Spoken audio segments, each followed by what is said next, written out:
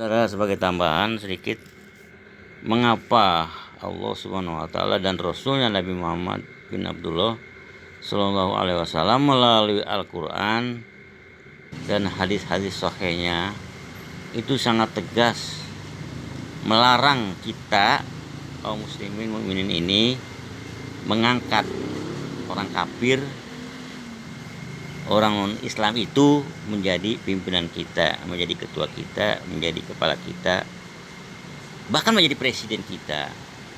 Kenapa? Allah Subhanahu wa taala dan Rasulnya atau Islam ini melalui Quran dan Sunnah sampai 16 ayat di dalam Al-Quran itu menyatakan kita dilarang mengangkat pemimpin dari orang yang bukan kalangan kaum muslimin atau mukminin. Apalagi memang secara logika real dan realitasnya kaum muslimin mukminin ini juga dalam masalah keilmuan, kenegaraan, ekonomi, bla bla bla, dan di ruang lingkup era modern ini juga sangat banyak. Kenapa kita mengabaikan mereka kemudian mengambil orang non-Islam sebagai pimpinan kita? Itu sampai 16 ayat di dalam Al-Quran Allah melarang kita bersikap seperti itu.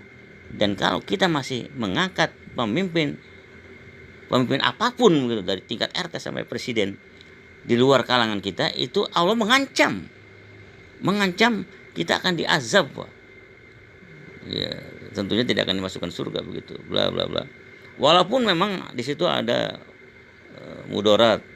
Kalau kita merasa terancam akan dibunuh, boleh kita mengangkat pemimpin non-Islam itu, tapi itu dalam bentuk kata-kata gitu, bukan dalam bentuk perbuatan gitu. Dan di hati tetap menolak, dan perbuatan juga kita menolak, cuman kata-kata gitu, sekedar itu gitu. Kalau memang kita terancam dibunuh atau belum kuat, tapi pada prinsipnya kita harus menolak.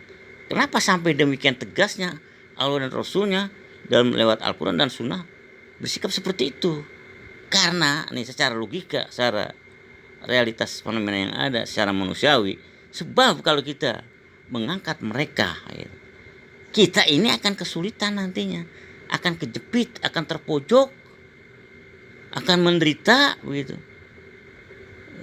Akan tidak enak, tidak enjoy, tidak bahagia, dan akan terjajah, tidak menjadi manusia yang merdeka, dan juga kita nanti akan terseret ke neraka begitu.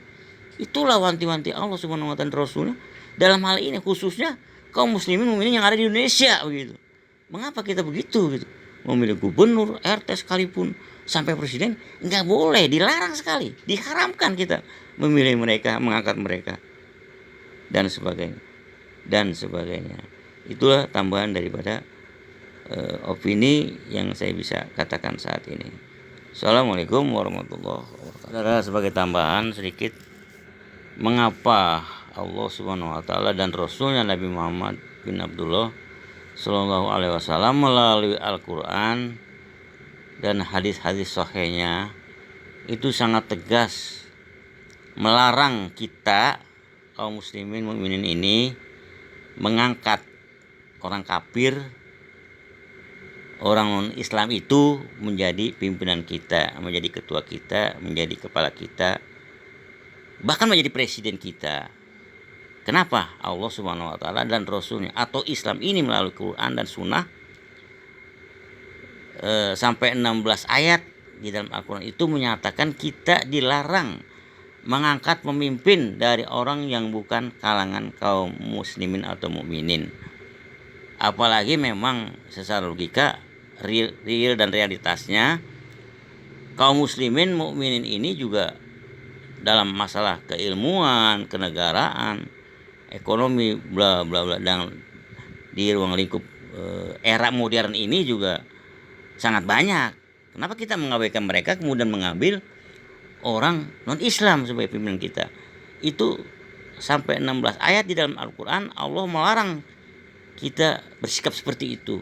Dan kalau kita masih mengangkat pemimpin apapun gitu, dari tingkat RT sampai presiden di luar kalangan kita, itu Allah mengancam kita akan diazab, Pak.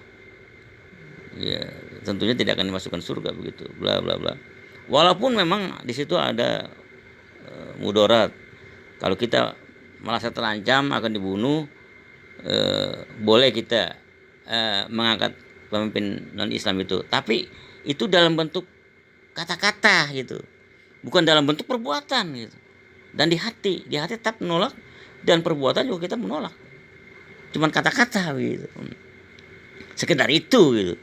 Kalau memang kita terancam dibunuh atau belum kuat, tapi pada prinsipnya kita harus menolak. Kenapa sampai demikian tegasnya Allah dan Rasulnya dalam lewat Al-Quran dan Sunnah bersikap seperti itu?